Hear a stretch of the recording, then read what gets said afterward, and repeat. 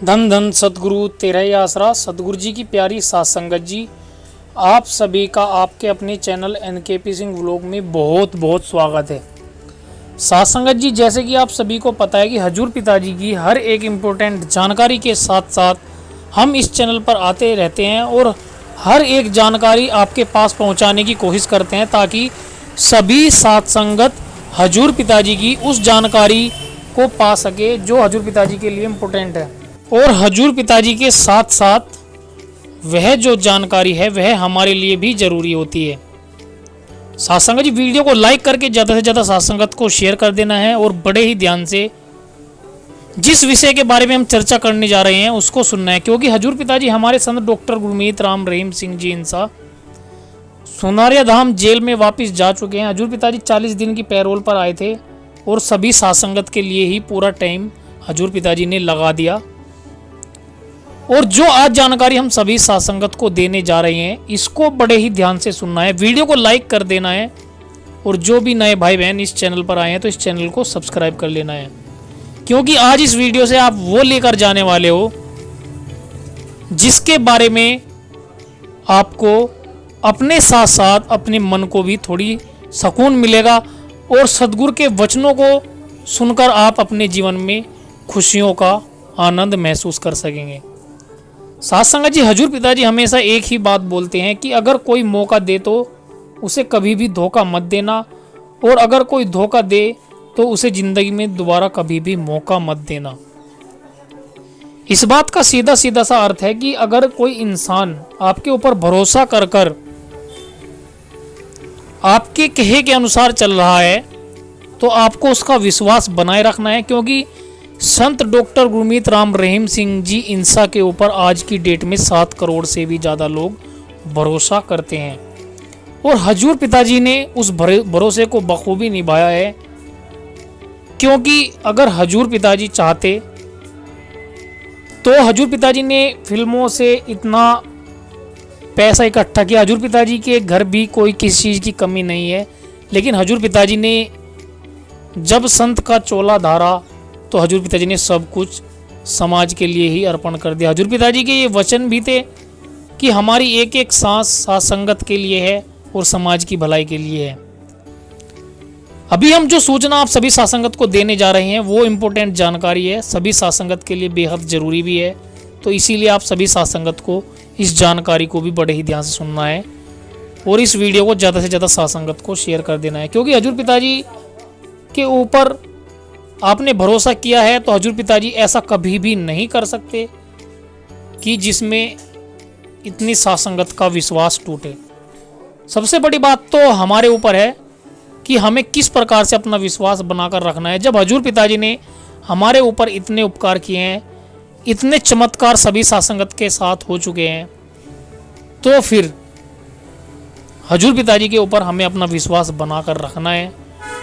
बहुत लोग जो कहते हैं उनको कहने दो, कोई लोग कुछ बोलता है कि तुम्हारे गुरुजी फिर से जेल में चले गए, अब नहीं आएंगे, लेकिन हजूर पिताजी कानून के दायरे में रहकर जब इस धरती पर आए हैं तो इस धरती पर कानून के अनुसार हजूर पिताजी चल रहे हैं और कानून का सम्मान करते हुए ही हजूर पिताजी हर एक काम को आगे बढ़ा रहे हैं। जो भी प्रोसेस हजूर पिताजी ने किया है, जेल से जाने से भी पहले कोई सत्संग करते थे तो वहाँ के एसडीएम डीएम वगैरह इत्यादि से परमिशन लेते थे तभी सत्संग करते थे, और कोई भी हजूर पिताजी ने कोई भी कदम उठाया वो कानून के अनुसार ही उठाया। इसीलिए आप थोड़ा धैर्य रखें, विश्वास बनाकर रखें, हजूर पिताजी सभी साथ संगत के बीच में जल्द आएंगे। हजूर पिताजी के कुछ इंपॉर्टेंट वचन लेकर आए हैं, इनको भी आपको सुनना है और उन पर अमल जरूर करना है। चलिए स्टार्ट करते हैं हजूर पिताजी के इंपॉर्टेंट वचन।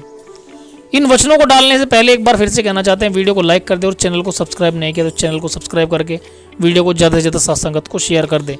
चलिए सुनते हैं हजूर पिताजी के इंपॉर्टेंट आज के वचन। संत सच्चा कौन सा होता है? संतों का काम क्या होता है? संत किस लिए दुनिया में आते हैं? संतों का मकसद क्या होता है समाज में आने का, इस धरती पे आने का? संत जिसके सच का कोई अंत ना हो, संत जो सच से जुड़ा हो, संत जो सदा सबके भले की चर्चा करे, संत जो सब कुछ त्याग के सिर्फ और सिर्फ ओम हरि अल्लाह वाहिगुरु राम की औलाद का भला करे। संत जो सच्ची बात कहे, चाहे वो कड़वी लगे या मीठी लगे। संत जो सच से जोड़ दे, और सच क्या है ये भी संत बताए कि भाई ओम हरि अल्लाह वाहिगुरु राम गौड़ खुदा रब, सच तो सच ही रहेगा। उसको छोड़ के चंद्रमा, सूरज, नक्षत्र, ग्रह, पृथ्वी, जितना भी कुछ नजर आता है, जो कुछ भी आप देखते हैं, सब ने बदल जाना है, और जो बदल जाता है उसे सच नहीं कहा जा सकता। सच तो वही है जिसे एक बार सच कह दो तो हमेशा सच ही रहता है। तो संतों का काम सच से जोड़ना होता है। संत हमेशा सबका भला मांगते हैं। संत न छोड़े संत मई चे लाखों मिले असंत। संतों का काम संत मत पे चलना होता है। सबको बताना कि ओम हरि अल्लाह वाहिगुरु राम, वो ओम, वो दाता के अंदर है। उसको देखना चाहते हो तो आप भला करो, मालिक के नाम का जाप करो, तो आपके अंदर से ही वो नजर आ जाएगा।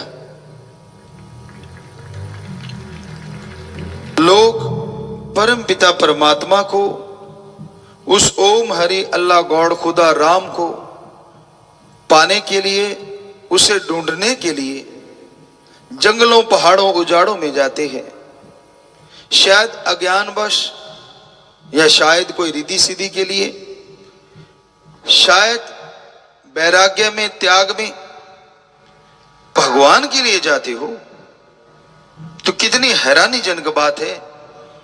आप उसे बाहर ढूंढ रहे हो और वो आपके अंदर बैठा राम आवाज दे रहा है, अरे मैं तो कण कण में रहता हूं, तो तेरा शरीर भी उसी कण में आ गया, मैं तेरे अंदर हूं, अंदर से ढूंढ, तुझे जरूर मिल जाऊंगा। पर अंदर उस परमपिता परमात्मा को पाने के लिए अपने विचारों का शुद्धिकरण करना होगा, अपने ख्यालों का शुद्धिकरण करना होगा। पाखंडवाद, ढोंग, डकोसले कभी भी इंसान को परमात्मा से नहीं मिलाते। बहुत सारे पाखंड हैं, बहुत सारे ढोंग हैं, जिसमें समाज उलझ के रह गया है। दिनों का चक्कर पड़ गया। कोई कहता फलां दिन अच्छा है, कोई कहता नहीं फलां दिन अच्छा है। अरे भगवान ने, परमात्मा ने दिन रात बनाए हैं ताकि इंसान कहीं लोभ लालच में आराम ही ना करे और इसका दिमाग रूपी पुर्जा हिल जाए। इसलिए दिन रात बना दिए, समय बना दिया, और हमारे ही पूर्वजों से समय की गणना करवा के ये बता दिया कि 24 घंटे हैं, 8 पैर हैं, जो भी उन्होंने बताया, ताकि सही समय पे आदमी सो जाए और सही समय पे उठ के काम धंधे में लग जाए।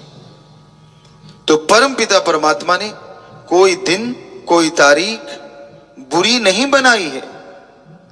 जैसे कर्म करोगे फल लाजमी भोगोगे। संत दया कृपा की बात करते हैं, क्योंकि भगवान कृपा निधान है, दया का सागर है, रहमत का मालिक है। इसलिए जो संत पीर फकीर होते हैं वो परमपिता परमात्मा से जुड़े होते हैं। वो भी यही बात कहते हैं। कोई भी उनसे कहेगा जी मैं गलत कर्म कर बैठा, उनका काम होता है मुआफ कहना, क्योंकि जब तक वो वचन करते कि ये एक हद है कि आज के बाद मत करना, आप फिर भी वही चीज दोहराते हैं, तो संत तो माफ कर देंगे, लेकिन ओ राम हो सकता है कर्मों का आपसे लेखा जोखा लेगा, क्योंकि संत कभी किसी को बुरा कहते ही नहीं। ये तो इंसान की मन गढ़ंत बातें होती हैं।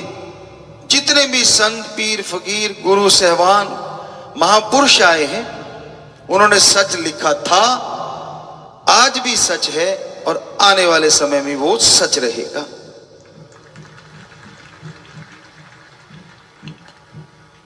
कई पढ़ लिख के कड़ जाते हैं लोग, यानी बेहद पढ़ जाते हैं, तो भगवान को मानना बंद कर देते हैं। हम तो जी नास्तिक हैं, ऐसा कहने में उन्हें मजा आता है। कई लोगों से हमारा वास्ता पड़ा और लगभग ज्यादातर लोगों ने कहा हम तो इतिहास को मानते हैं, हम तो विज्ञान को मानते हैं, भगवान या ओम हरि अल्लाह राम को नहीं मानते। इतिहास को भी मनुष्य ने लिखा है। इतिहास के साथ साथ विज्ञान के प्रयोग मनुष्य कर रहा है, और धर्म को भी लिखने वाला पहले मनुष्य, फिर संत बना, ऋषि मुनि, पीर, पैगंबर, गुरु, महापुरुष बने। यानी दोनों को लिखने वाले मनुष्य हैं। पर देखने वाली बात यह है कि इतिहास या विज्ञान के प्रयोग जिन्होंने किए, ज्यादातर उनमें शादीशुदा, बाल बच्चे, परिवार वाले। और हमारे संत, पीर, फकीर, ऋषि, मुनि, महापुरुष जिन्होंने धर्मों को लिखा, सारी जिंदगी त्याग दी सिर्फ धर्म को बनाने के लिए, समाज को बचाने के लिए। अब सोचने वाली बात है, दोनों में गलत कौन लिख सकता है? हालांकि गलत कोई लिखता नहीं, पर फिर भी शक की सुई किस तरफ जा सकती है? अब एक है संत जिनको किसी से कोई मतलब नहीं, जो सब कुछ त्याग देते हैं, चाहे वो घर गृहस्थी में रहते रहे हों, चाहे वो बाल ब्रह्मचारी रहते हों, पर उन्होंने समाज के सारे सुख को त्याग दिया। एक तो वो है और एक वो जो सारे सुख भोग भी रहे हैं और प्रयोग कर भी रहे हैं। तो कहीं ना कहीं कोई झूठ बोल सकता है तो दूसरे वाला, क्योंकि उसके बाल बच्चे परिवार में वो खोया हुआ है।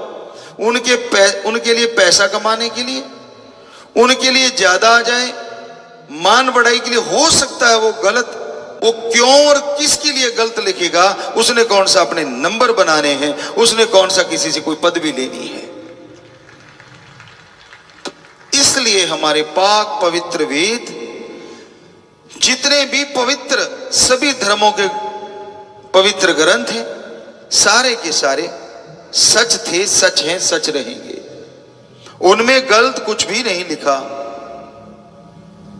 इंसान ना माने तो उसकी मर्जी, इतिहास को तोड़ा मरोड़ा जा सकता है। विज्ञान में बहुत सी बातें जो पहले कही जाती थी आज झूठ हो गई। पहले आदमी को बताया गया कि आदमी का पूर्वज बंदर, फिर बोला गया कपी, आज कोई तीसरा होगा, फिर चौथा होगा। साइंस बदल रही है, साइंस के प्रयोग बदल रहे हैं।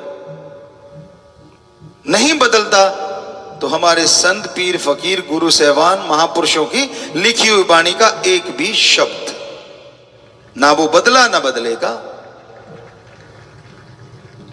क्या नहीं बदला विज्ञान में? सारी चीजें तो बदल रही हैं। पहले कहते थे जी बात नहीं हो, फिर कहने लगे ऐसे कैसे? संजय जी ने धृतराष्ट्र को बता दिया, कृष्ण जी ने ऐसा क्या दे दिया? कैसे उसने कुरुक्षेत्र का सीन मेरठ या दिल्ली साइड में बता दिया वहां बैठे बैठे? जब से मोबाइल आए तब से चुप है, कुछ बोलते नहीं। साइंस बदल गई, धर्म नहीं बदला। वो तो पहले भी कह रहा था ऐसा ही है। आज तो मानोगे कि हाँ, आज पूरी दुनिया सामने जुड़ी बैठी है, हमारे सामने बैठे बच्चे। तो क्या ये सच नहीं? मोबाइल से आप वीडियो कॉल कर लेते हैं, वहां के बैठे यहां और यहां वाले वहां दिखते कि नहीं दिखते? सबको दिखते हैं। तो फिर इस संजय जी ने दिखा दिया, अब तो कोई बड़ी बात नहीं लगती होगी। पहले तो हम मजाक उड़ाते रहे। तो बदल कौन रहा है? साइंस बदल रही है। धर्म यूं खड़े ज्यों के त्यों, यहां थे, वहां हैं और वहीं रहेंगे। बदल रही है विज्ञान, और आप विज्ञान को मानने वाले, इतिहास को मानने वाले। अब तो ये रिसर्च आने लगे कि इतिहास में बड़ा कुछ झूठा लिखा गया है। और ये भी सच है कि हमारे पवित्र धर्मों में जो सच्ची बातें थी, उनको कुछ ऐसे लोग आए जिन्होंने देश को कैप्चर कर लिया, देश को गुलाम बना लिया। उन्होंने धर्म की बहुत सी बातों को मिटाया, या हमारे पवित्र ग्रंथों को भी कभी जलाया गया या नष्ट किया गया। बहुत पुरानी बातें हैं। तो इसका मतलब आपका इतिहास भी हो सकता है जल गया हो सकता रोड मरोड़ के अपने तरीके से बना दिया हो। फिर आप कैसे यकीन करते किस पे? प्रयोग आपके फेल हो रहे हैं। चंद्रमा पे कदम रख के आप सोचते पता नहीं कहां पहुंच गए। और धर्म कहते हैं ऐसे लाखों चंद्रमा है, उन्होंने पहले ही ढूंढ रखा है। और ये भी चैलेंज है धर्मों का, सैकड़ों त्रिलोकियां हैं, यानी सैकड़ों जगह जिंदगी है। कल को एक आधी जगह और ढूंढ के छलांगे ना मारने लग जाना साइंस वाले कि भाई हमने एक जगह और जिंदगी ढूंढ ली। धर्मों ने पहले ही लिख रखा है कि सैकड़ों त्रिलोकियां हैं, सैकड़ों जगह जिंदगी है इस धरती को छोड़ के।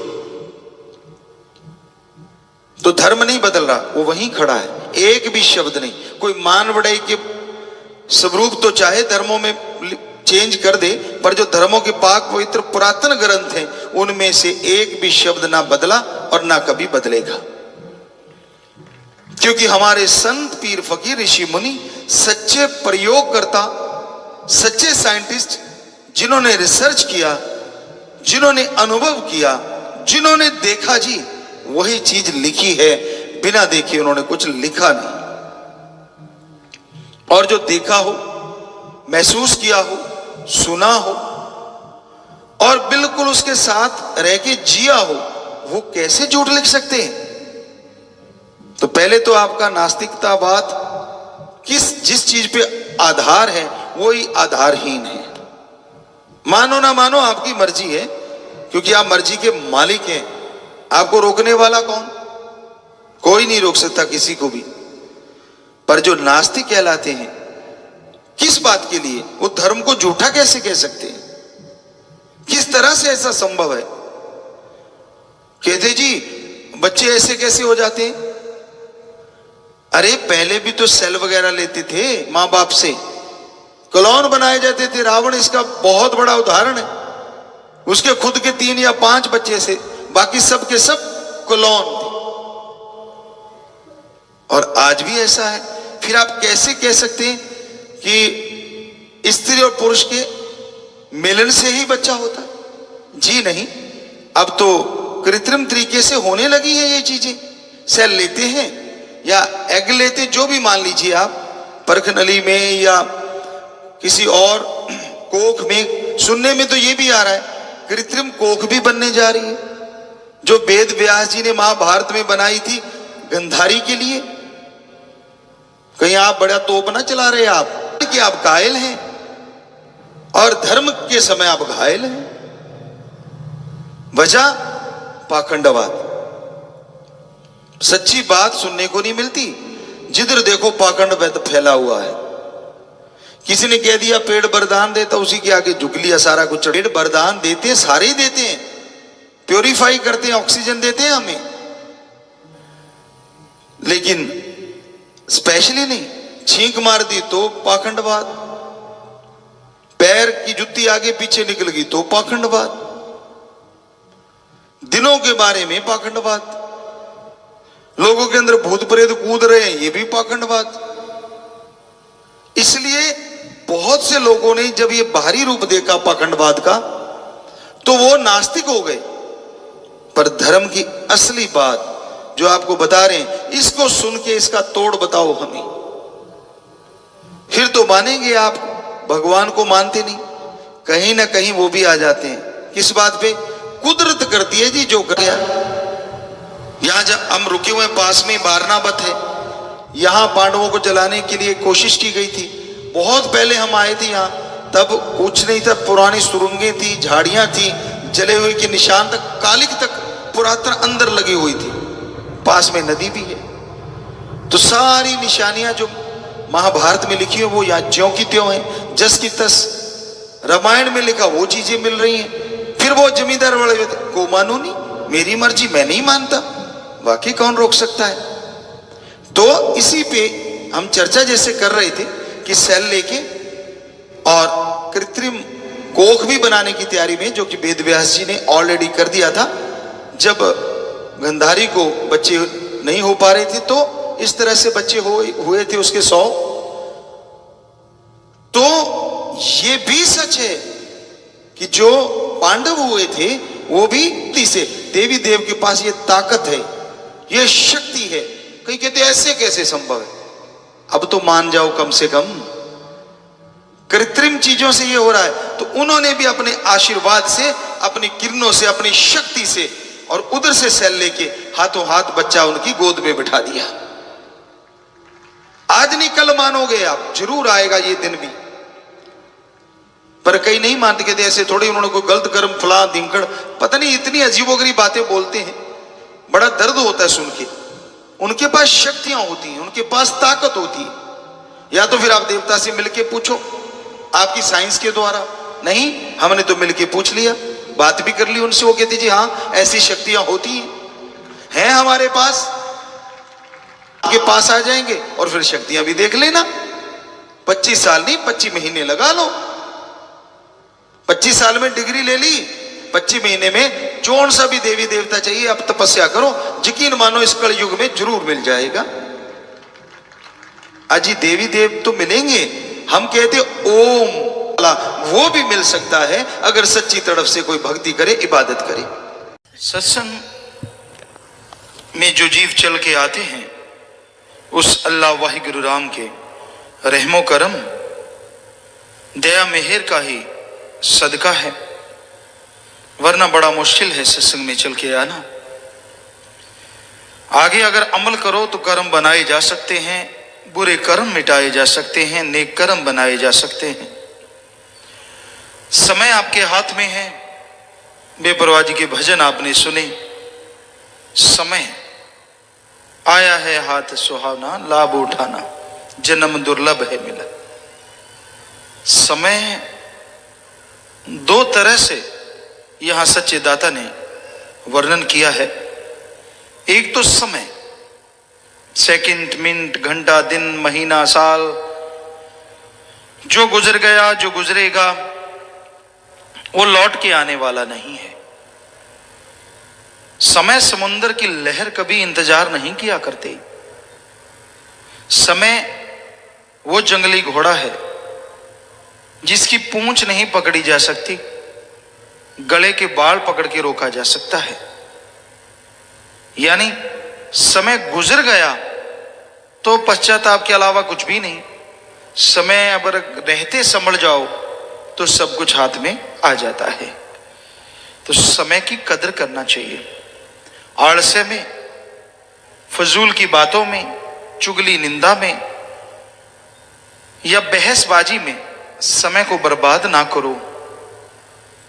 अच्छा इंसान वही है जो शांत चित्त रहता है, बिल्कुल शांत, सुमरण करता है, अपने कर्तव्य का निर्वाह करता है।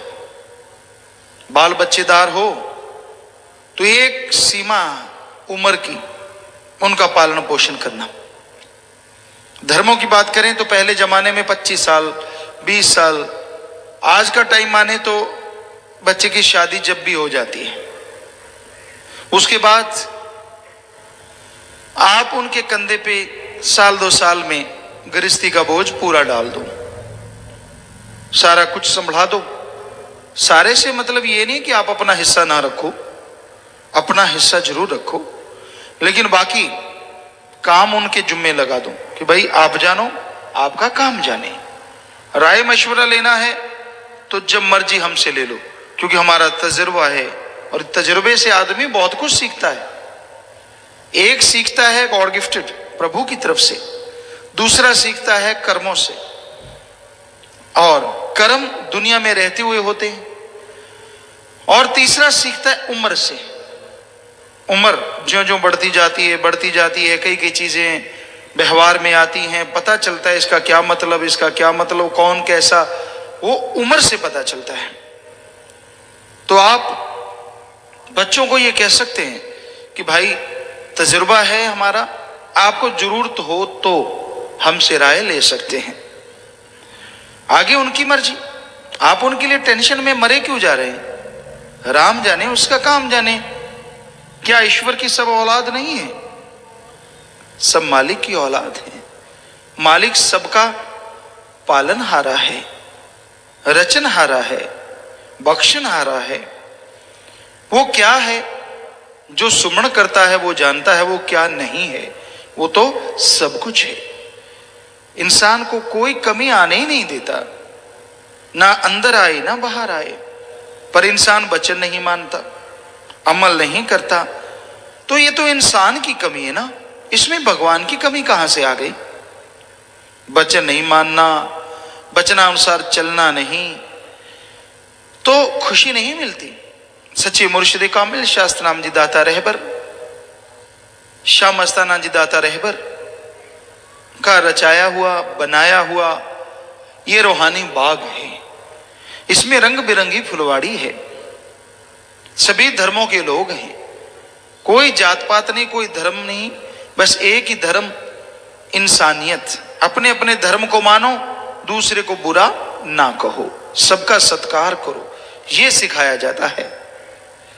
सच्चे दाता रहबर के वचनों पे जिसने भी अमल किया, कर रहे हैं, करते रहेंगे, मालिक कभी उनका हाथ नहीं छोड़ता। उसे ना यहां ना वहां कभी बिछोड़ा नहीं होता, हमेशा सदगुरु मालिक उसके साथ रहता है। वचन मानना जरूरी है, पर आदमी का मन बड़ा शैतान है। बेपरवाह परम पिता जी ने ये वचन किए कि हम थे, हम हैं, हम ही रहेंगे। इस खाक नाचीज को जब अपने साथ गुरगद्दी पे बिठाया तो वचन किए कि इनका कहना मानो तो समझो, हमारा कहना मानो। इनसे प्यार करते हो तो हमसे करते हो, यानी इनको अगर चाहते हो तो हमें, ये वचन किए। अब कौन उन वचनों को मानता है, ये देखने वाली बात है। जो वचनों को मानता है, जो वचनों पे अमल करता है, मालिक उसे रहमो करम से नवाज देता है। जो वचन नहीं मानता, खुशियां से खाली रह जाता है। जब बेपरवाह ने कह दिया हम थे, हम हैं, हम रहेंगे, फिर भी आज कईयों के घेर अड़ा हुआ है। उनकी लेखनी से, उनके व्यवहार से, उनकी बातों से पता चलता नहीं, पहले कुछ और, अब कुछ और, पहले कुछ और, तो फिर और ही रहेगा। कुछ खुशी नहीं मिलेगी, खाली ही रहोगे। क्योंकि जब वचन पहला ही नहीं मान रहे अपने गुरु का, तो क्या गुरु से प्यार करते हो? गुरु से अगर प्यार करते हो तो उनका वचन है कि हम थे, हम हैं और हम रहेंगे, दैट्स ऑल। बात ही खत्म हो गई। फिर इसमें किंतु परंतु या वो अच्छा, ये ठीक नहीं, वो ठीक था, फलां ठीक नहीं, ऐसा करने वाले के घर में कलह कलेश ही रहेगा, खुशी नहीं रहती। टेंशनें, परेशानियां, झगड़े, नफरतें, सब कुछ छाया रहेगा। क्योंकि ये पहला वचन है अपने गुरु से प्यार का। तभी तो पता चलता है कि गुरु को कितना कोई मानता है, जब अमल करता है। अमल का पता तभी लगता है जब वचनों की कसौटी को अपने आप को खरा उतारना पड़ता है। तो वचन है परमपिता दाता रहबर के, उनको मानो, कोई परेशानी नहीं रहेगी। सेवा का क्यों भूल जाते हो? परम पिताजी ने सेवा पे कितने भजन बनाए हैं, कितने भजन शब्द लिखे हैं, लिखवाए हैं, लिखवाएंगे कि भाई सेवा जो करता है वो गुरु की आंखों का तारा है, दिल का टुकड़ा है। कितने बड़े वचन परम पिताजी के हैं। मस्ताना जी महाराज के वचन है कि सेवा का मेवा जीव को मिलेगा। जीव को ही नहीं, उसके जो परिवारजन है, अरे परिवारजन ही नहीं, उसकी जो कुल, अरे कुले नहीं, उसकी हजारों कुलों को मालिक दया में रहमत से नवाज देगा। यहां नहीं पता चलता, यहां तो मन हावी है। जब कोई ओढ़ निभा के मालिक से जाए तो आत्मा जब रूहानी मंडलों पे जाती है, उसके दादा परदादा, पिछले पता नहीं कितने बुजुर्ग और आने वाली पता नहीं कितनी पीढ़ियां गारंटेड हो जाती हैं कि वो मालिक से जुड़ेंगी जुड़ेंगी। और वो आत्माएं जो पशुओं में, गंदगी के कीड़ों में आपके दादे परदादे पता नहीं कहां कहां दुख सह रहे हैं। जैसे कोई मालिक से ओढ़ निभा के जाता है तो वो आत्मा क्योंकि सेवा सुमन करके जाती है, तो वहां उन शरीरों को छोड़ के वो आत्माएं भी निज धाम की तरफ चल पड़ती हैं। इतना जबरदस्त बेपरवाही के वचन है ये। हम तो उनके वचनों का एक आपको अर्थ करके बता रहे हैं, वचन तो बहुत पहले हुए हैं। कोई सोचिए तो सही, कितनी जय जयकार होती है उन रूहों को, वो तड़प रही होती हैं, व्याकुल हैं, तो कितनी जय जयकार होती है कि धन्य हमारी कुल में कोई ऐसा जन्मा है जो सुमन करके सेवा करके हमारा भी पार उतारा करवा रहा है। एक जीव का पार उतारा करना कोई छोटी मोटी बात थोड़ी ना होती है। संत जानते कितना बोझ उठाना पड़ता है, कितना भार उनका उठाना पड़ता है, तो कितनी कुलों का उद्धार होता है। पर बात है अपने मन से लड़ो जीते जी, क्योंकि मन ना सुमन करने दे, ना सेवा करने दे, ना भक्ति में बैठने दे। मन ही जालिम ताकत है। ये तो बड़ा ही ढीठ है, एक पलक में कहीं और, एक पलक में कहीं और। सो मन से लड़ना है, समय की कदर करनी है, समय को बर्बाद नहीं करना। शांत चित रहो, सुमन करते रहो, सेवा में मन लगाओ। कोई सेवा कर रहा है उसे चिढ़ो ना कि ये सेवा करके आगे निकल गया। ना ना ना ना, आप भी निकल सकते हो, मानो वचन। हम तो रोज सत्संग में बताते हैं कौन से वचन मानने चाहिए। आप अपने आप को देखो, आप कौन से वचन मान रहे हो, जरा सोच के देखो, और कौन से नहीं मान रहे। बहुत मान रहे हो, शाबाश। जो नहीं मान रहे, मानने की कोशिश नहीं, मानने की हिम्मत करो। कोशिश तो मन का काम है। कोशिश करेंगे, देखेंगे, सोचेंगे, शुरू करेंगे, ये तो लारा लप्पा लारा मन लाई रखदा। ना ना ना ना, ये काम नहीं है। करेंगे तो करेंगे, मन का सामना, बस शुरू हो जाओ कि ठीक है तू बोल के दिखा, कैसे बोलेगा। मेरा सतगुरु डाढ़ा है, उसके वचन मानूंगा, सुमन करूंगा, सेवा करूंगा, तेरे को रगड़ के रख दूंगा, और वाकई मन एक दिन हार जाएगा, आत्मा जीत जाएगी। मन के आगे हथियार ना डालो। समय है, इस समय में सुमन करो, भक्ति करो, सेवा करो, परमार्थ करो। अरे जो अपना जीवन ओढ़ निभा गए, सत्य ब्रह्मचारी, सारी जिंदगी मालिक के लेखे लगा गए, सतगुरु के लेखे लगा गए, उनके बताए वचनों पे अमल करके इस संसार से चले गए। वो पता नहीं अपने सैकड़े कुलों का, हजारों कुलों का उद्धार कर गए, और यहां भी उनका नाम हमेशा अमर रहेगा।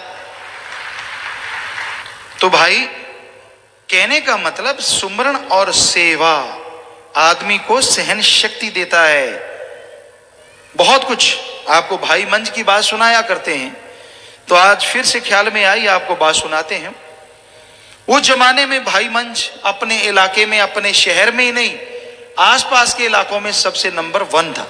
अमीरी में बहुत धन दौलत थी। घोड़ों का व्यापार था उस समय। घोड़ों का व्यापार बहुत बड़ी चीज, पहले गऊओं का, फिर घोड़ों का, फिर हाथियों का, ये व्यापार होते थे, बहुत बड़े माने जाते थे, क्योंकि ये सवारी होती थी आपका, मोटरसाइकिल, कार, सब कुछ यही होते थे। तो घोड़े की स्पीड सबसे ज्यादा होती थी, अच्छा होता था, तो उसका व्यापार सबसे अच्छा माना जाता था। तगड़े व्यापारी होते थे, तो बहुत घोड़े होते थे उसके पास, बहुत पैसा था, बहुत महल था। बेटी थी और कोई नहीं परिवार में, घरवाली थी, तो बहुत अच्छा परिवार था। बहुत नौकर चाकर थे, नगर सेठ थे। तो गुरुओं की सत्संग हुई वहां पे। सत्संग में आते नहीं थे, अमीर का आना बड़ा मुश्किल है, पर अंदर कहीं ना कहीं संस्कारी रूह थी।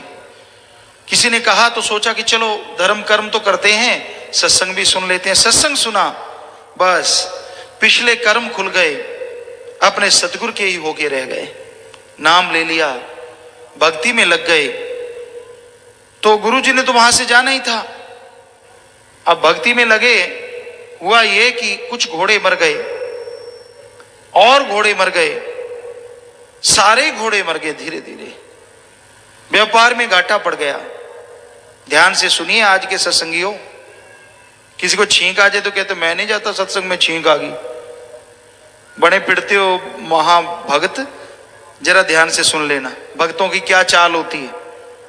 जरा सी पगड़ी टेढ़ी होगी तो मेरी पगड़ी टेढ़ी होगी, मैं नहीं जाता सत्संग में। किसी ने जरा सा बोल दिया, सेवादारों में किसी ने कुछ कह दिया, मैं नहीं जाता, मुझे ऐसा कहा। अरे गुरु ने कहा, संतों ने कहा, नहीं तो क्या उस आदमी के लिए सत्संग में आता है? ना जी, सोचना ही नहीं, बस पूंछ टेढ़ी। तो भाई मंज की बात, इतना कुछ था उसके पास, व्यापार में घाटा पड़ा, घाटा पड़ने लगा, सब कुछ, लोग ताने मारने लगे। पंजाबी जी का कहावत है, रंडी रंडापा तक कट ले, उंगल वाले नहीं कटन देंगे। मुंह आया बात ना रहती है, बात आगी क्या करें। तो कई शायद रजा में रह जाएं, पर उंगली वाले बहुत बैठे होते हैं, बस तेनू तो आए करता, की खट लिया तू, आए कर लिया तू, फलाना कर लिया तू। ऐसों का हाल बहुत बुरा होता है, धोबी का गुत्ता घर का ना घाट, ऐसा हाल होता है उंगली लगाने वालों।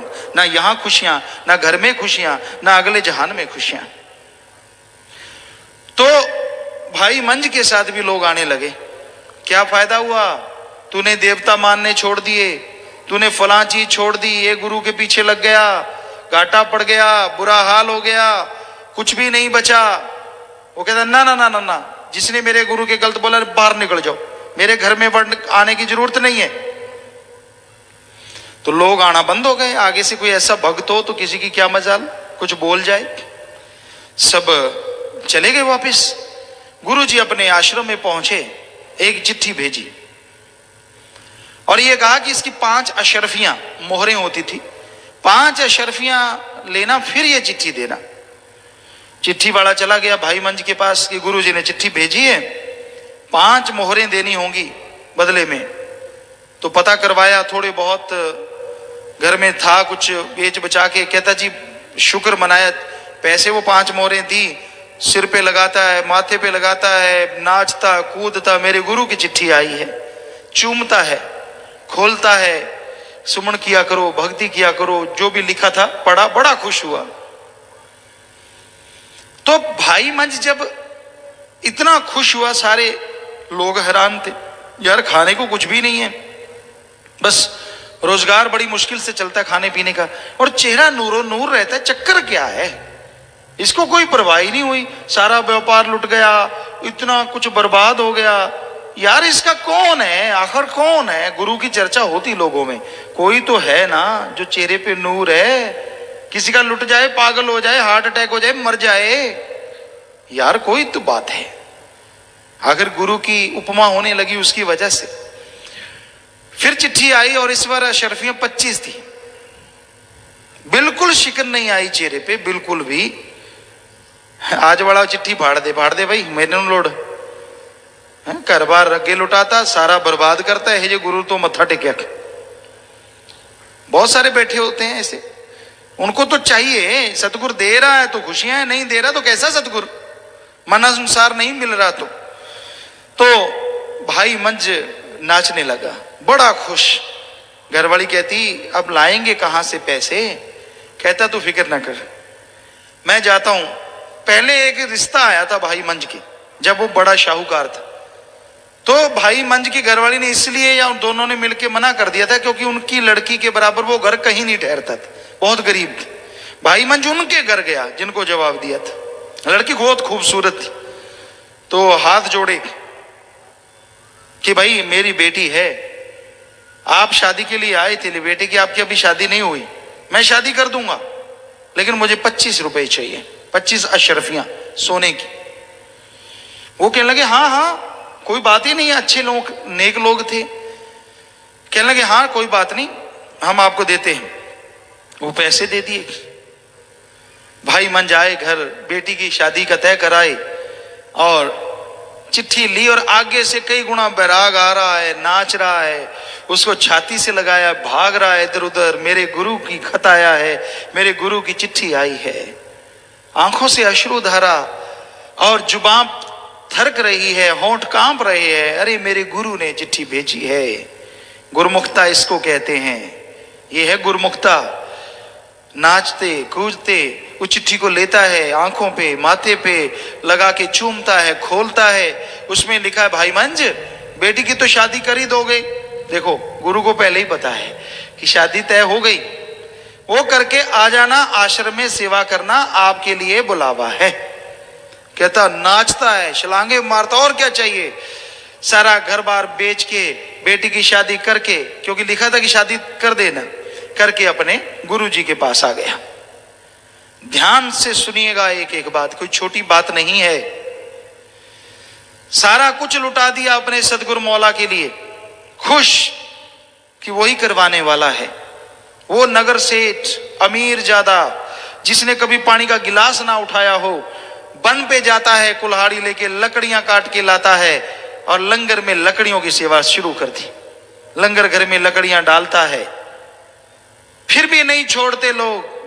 बीच में बैठे होते हैं, सत्संगों में आते हैं, सेवादार बन जाते हैं, पर गंदी आदत नहीं छोड़ते। ताना मारा किसी ने, गुरुजी को कहा कि देखो जी, ये भाई मंज तो जितनी लकड़ियां लेके आता है, सेवा करता है, उतने का तो खाना खा जाता है। गुरुजी मौन रहे। गुरुजी थोड़ी कह सकते हैं ऐसी बात, लिखने वाला चाहे कुछ भी लिख दे, हम नहीं जचती हमें ये बात। तो किसी ने बताया भाई मंज को भी तेरी ऐसी चर्चा चली और ये कहा गया कि जितनी की लकड़ियां तू लेके आता उतने का तो तू भोजन कर लेता है। उसने वहीं गुरुजी का मौन रहना भी एक परीक्षा था। तो उसने वो सोच लिया। अगले दिन 3 बजे जाने लगा, सुबह सवेरे जल्दी जल्दी घंटे 1.5 घंटे में लकड़ियां काट के लंगर की रखता, फिर भागता, फिर लकड़ियां काटता, वो बाजार में बेचता और अपना खाने के लिए जुगाड़ कर लेता। किसी ने कहा यार भाई मंज तू बेअकल है, मूर्ख है, तू तो बेवकूफ है। अपने गुरु के लिए सारा कुछ ही त्याग दिया तूने। कहां अमीर, घोड़ों पे बग्घी पे चढ़ना, कहां लकड़ियां काटता है। कहता चुप, मेरे गुरु का एक भी शब्द गलत मत बोलना। अभी भी परीक्षा बाकी थी। ये काम चलता रहा। जरा सोच के देखिए, जिसने पानी का गिलास ना उठाया हो, 3 बजे जाता, लकड़ियां काटता, 5-6 बजे तक लाके लंगर में फेंकता, भूखा भागता, फिर काटता, बाजार में बेचता। कहां इतने नौकर चाकर, कहां बग्घी पे बैठना, कहां मखमल के गद्दे, कहां धरती पे सोना। भक्तों की ये चाल है। तो वो समय आया, एक दिन सुबह सवेरे गया लंगर के लिए, लकड़ियां काट रहा था, काट के गट्ठर बना लिया, सिर पे रख लिया, चल पड़ा। थोड़ी अंधेरा था, आंधी आई। आंधी ने बिन मुंडेर के कुआं था, उसमें गिरा दिया। और गिरा भी देखो कैसे, इस तरह से गिरा कि खुद खड़ा सीधा जाके पानी में खड़ा हो गया। पानी कम था, यहां तक पानी आया, लकड़ियां गिल्ली नहीं होने दी, खड़ा रहा। उधर से गुरुजी बाहर निकल आए। वो भाई मंज नहीं आया भाई। सारे कहते गुरुजी ने किसी का नाम ही नहीं लिया, ये क्या? ओ नहीं भाई भागो, भाई मंज नहीं आया, चलो रस्सा लो, सीढ़ी लो, चलो भागो। गुरुजी नंगे पांव भाग लिए। जब सिख मुरीद तड़फता है ना, गुरु को चैन नहीं आता। ये तो वो जानता है जिस तन लागी सो तन जाने, दूजा क्या जाने पीठ पर आई। तो गुरुजी ने उसी समय लोगों को दौड़ाया, जाओ भाई पता करो मेरा भक्त तड़फ रहा है। खुद भी भागे, जा पहुंचे। किसी ने फिर ताना मारा, क्योंकि ताने वाले सेवादारों में भी होते हैं। साध संगत जी, बुरा ना मनाना किसी सेवादार का, क्योंकि जब तक सुमन नहीं करते मन को जीता नहीं जा सकता। तो किसी ने ताना मारा, यार क्या है तू, किस चीज का बना है? देख नीचे लहू लुहान खड़ा है, चोट लग गई तेरे को, सिर पे छटियां लिए खड़ा है, फिर भी नहीं फेंक रहा, फेंक और बाहर आ जा। कहता ना ना ना ना ना, मैं नहीं बाहर आऊंगा, पहले ये छटियां बाहर निकालो, बन छटी बाहर निकालो, क्योंकि साथ संगत भूखी ना रह जाए, उनका लंगर बनेगा। भक्त जो साथ थे वो तो धन धन कर उठे, वाह धन मेरा गुरु, धन मेरा प्रीतम प्यारा, और धन उनके भक्त। और जो चिढ़ने वाले थे वो कहते अभी भी तुझे अकल नहीं आई, फेंक बन छटी, निकला बाहर, जान बचा। अरे जान है तो सब कुछ है, कैसा गुरु, कौन सा गुरु? आगे से ललकारा मारा, चुप, मेरे गुरु के लिए कुछ ना बोल, नहीं निकालना मत निकाल।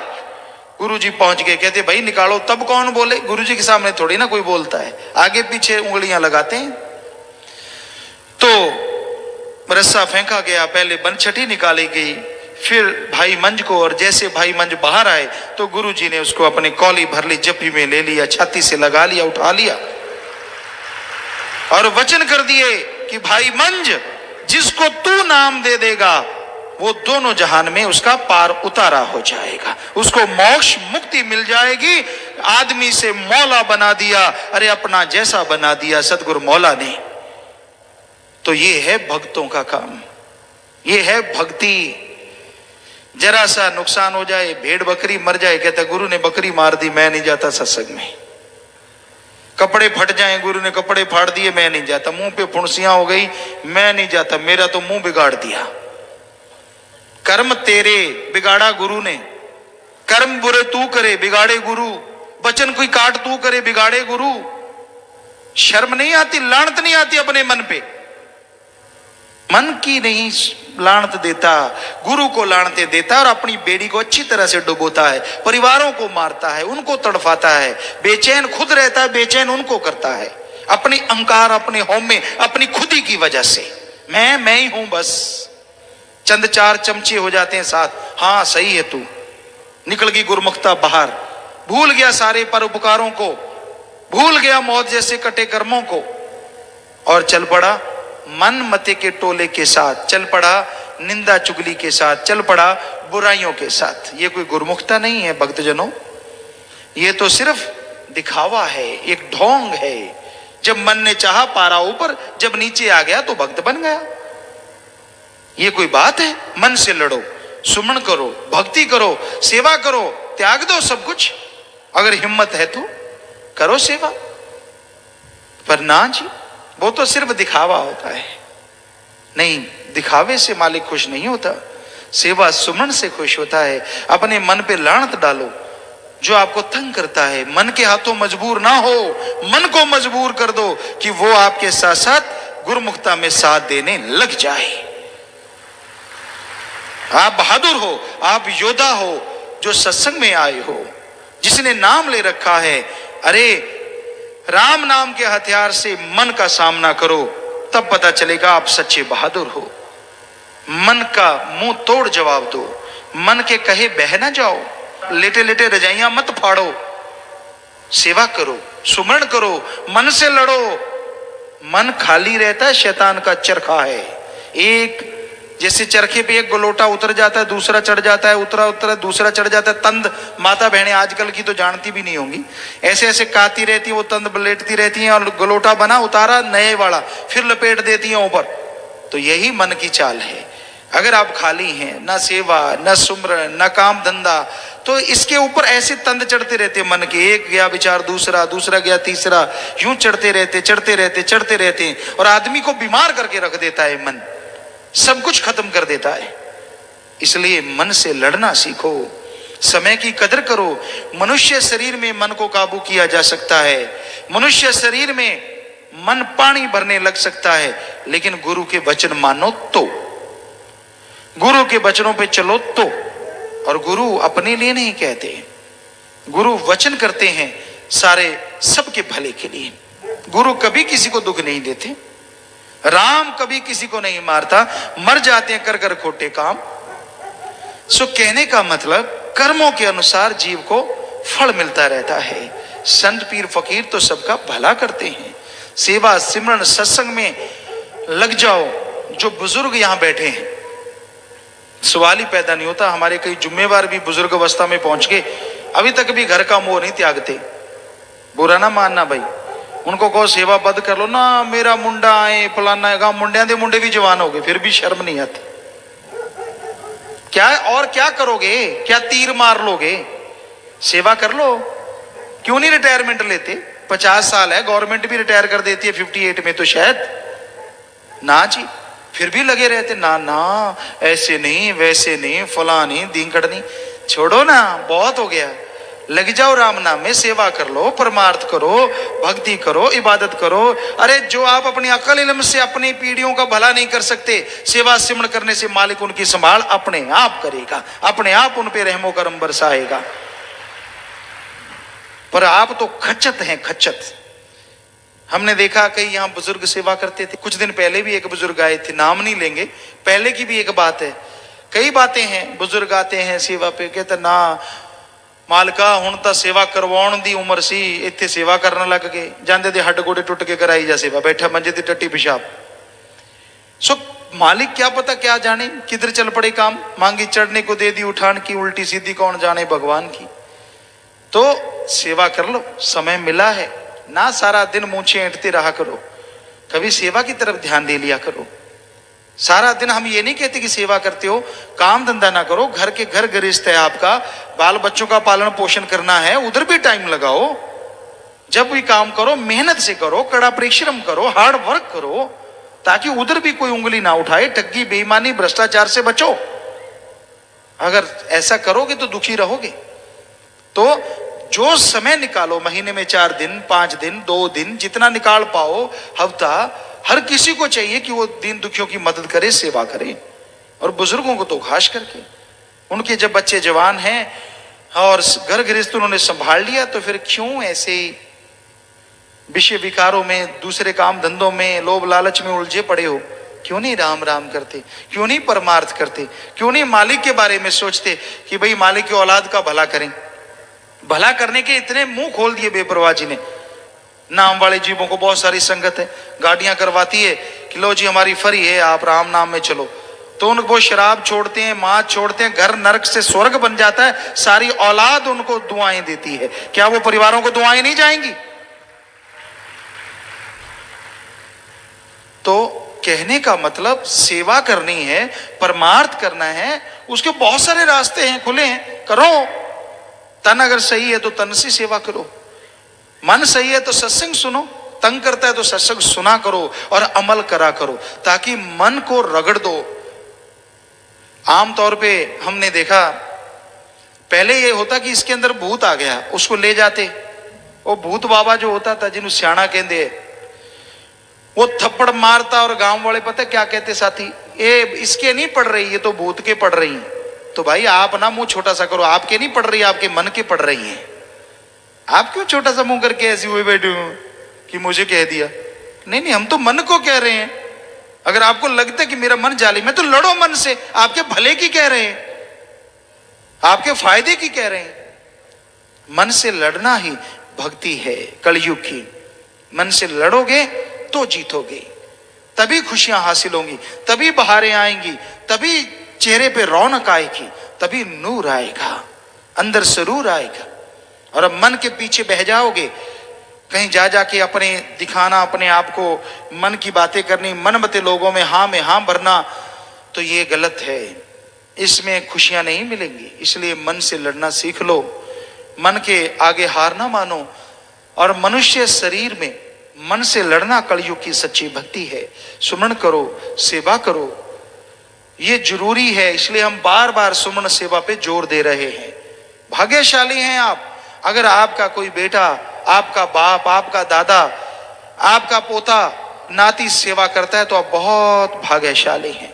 आपकी सास, आपकी दादी, आपकी माँ, आपकी बहन, बेटी, बहू, कोई भी सेवा करता है तो आप महाभाग्यशाली हैं, क्योंकि उसका फल आपको भी मिलना है। उनका साथ दो, उनके साथ चलो, कदम से कदम मिला के चलो, ताकि और खुशियां मिलें और रहमो करम से मालिक आपको नवाज दे। अरे भक्त बने हो तो लोगों को भक्ति करने की प्रेरणा दो, उनको भक्ति के रास्ते से भटकाओ ना, वरना ऐसे भटक जाओगे आपको आपकी कुलों को रास्ता नहीं मिलेगा, बुरा हाल हो जाएगा। इसलिए गिरे हुए को उठा सकते हो तो शाबाश, लेकिन चलते हुए को अपनी बातों से, अपने कर्मों से गिराने की कोशिश हरगिज ना करो, वरना ऐसा फल भोगोगे कि जिंदगी भर तड़फते रहोगे, चैन नहीं मिलेगा, घरों में बर्बादी का मंजर नजर आएगा।